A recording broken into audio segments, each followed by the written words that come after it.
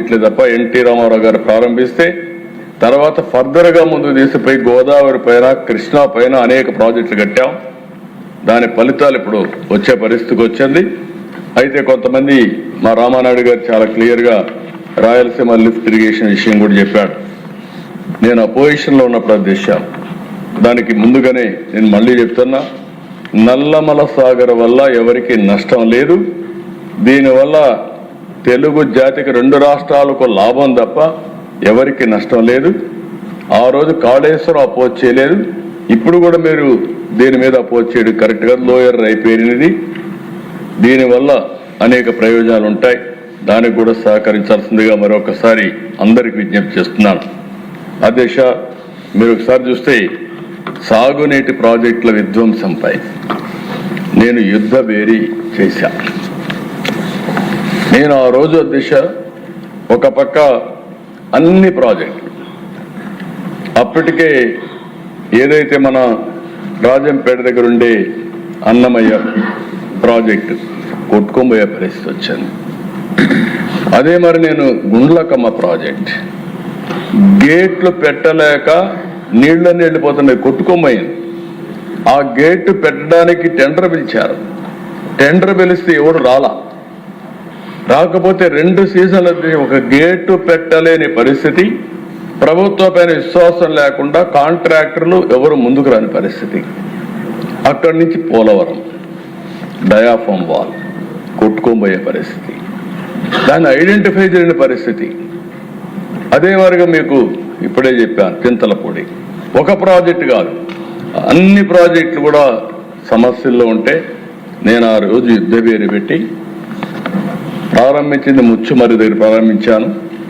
శ్రీకాకుళం వెళ్ళి ఏదైతే మన వంశధారి దగ్గరికి వెళ్ళి ఎండ్ చేసి ఫేజ్ 2లో మళ్ళీ చైతన్యం తేవాలని నేను అనంతపూర్ జిల్లాకు ప్రారంభించి నంద్యాలకు వచ్చాను. అధ్యక్ష, నంద్యాలకు వస్తే వాళ్ళు చేసిన తప్పుని కరెక్ట్ చేసుకోలేకుండా, సమాధానం చెప్పలేక నన్ను ఉన్నపళంగా వచ్చి అరెస్ట్ చేసి జైల్లో పెట్టారు. దిశ చేయని తప్పుగా 53 రోజులు జైల్లో ఉన్నా అయినా పర్వాలేదు. ఆ రోజు నుంచి నా మనసులో ఒక పట్టిన గట్టి కోరిక ఏంటంటే, నేను పుట్టినటువంటి ఈ గడ్డకు తెలుగు తల్లికి జలహారతి ఇవ్వాలి, ప్రతి ఒక్క ఎకరాకు నీళ్లు ఇవ్వాలనే సంకల్పంతో, దృఢమైన సంకల్పంతో నేను ముందుకు పోతున్నాను.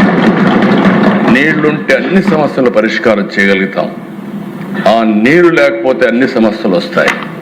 కావేరీ పైన ఎంత గొడవ జరిగిందో చూశాం. ఇంకో పక్కన ఈరోజు కొంతమంది రాజకీయం కోసం నీటి సమస్యలు తీసుకొస్తున్నారు. కానీ మన చేతుల్లో ఉండే పనులు మనం చేయకుండా ఎక్కడికక్కడ ఇవన్నీ కూడా సమస్యలను జట్లం చేసుకునే పరిస్థితికి వస్తున్నాం. అందుకే ఈరోజు చెప్తున్నా, మళ్ళీ చెప్తున్నా, ఈరోజు మనందరి బాధ్యత వాటర్ సెక్యూరిటీ. ఆంధ్రప్రదేశ్కు ఉండే అడ్వాంటేజెస్ దక్షిణ భారతదేశంలో వేరే రాష్ట్రాలకు లేవు. అయితే ఈ సంకల్పాన్ని మీ పరిధిలో పూర్తిగా మీరు ముందు తీసుకుపోగలిగితే, నదుల అనుసంధానం, రెండోది భూమిని జలాశయంగా మార్చడం, వాటర్ కన్జర్వేషన్ చేయడం, అల్టిమేట్గా ప్రతి ఒక్క ఎకరాకు నీళ్లు ఇవ్వగలిగి, ఇండస్ట్రీకి నీళ్లు ఇవ్వగలిగి, అదే మరిగా అష్యూర్డ్ వాటర్ నుంచి ప్రతి ఇంటికి కానీ ట్యాప్ ద్వారా వాటర్ ఇవ్వగలిగితే దానికంటే మించినటువంటి అభివృద్ధి లేదు. దయచేసి ఈరోజు ఈ సబ్జెక్ట్ మనం డిస్కస్ చేస్తున్నాం. ఒక నిర్దిష్టమైన టైం బౌండ్ ప్రోగ్రామ్ పెట్టుకొని పూర్తి చేస్తాం. చేయడమే కాదు, ఒక బ్లూ ప్రింట్ కూడా తయారు చేస్తాం తొందరలోనే. ఒక టైం బౌండ్ ప్రోగ్రామ్ పెట్టుకొని ఏ విధంగా చేయాలో చేసుకుంటూ ముందుకు పోయి ప్రతి ఒక్క ఎకరాకు నీళ్ళు ఇచ్చే బాధ్యత, త్రాగడానికి కూడా ఒక క్వాలిటీ వాటర్ ఇచ్చే బాధ్యత, ఇండస్ట్రీకి నీళ్ళు ఇచ్చే బాధ్యత తీసుకొని ఈ రాష్ట్రం రుణం తీర్చుకుందాం. దయచేసి అందరూ సహకరించవలసిందిగా మరొక్కసారి కోరుకుంటూ నమస్కారం. ముఖ్యమంత్రి గారు, మీ సలహా మేరకు త్వరలోనే ఎమ్మెల్యేలని ఎమ్మెల్సీలను అందరినీ పోలవరం తీసుకొచ్చే ఏర్పాటు చేస్తాం సార్. మా మంత్రి గారితో కోఆర్డినేట్ చేసుకొని.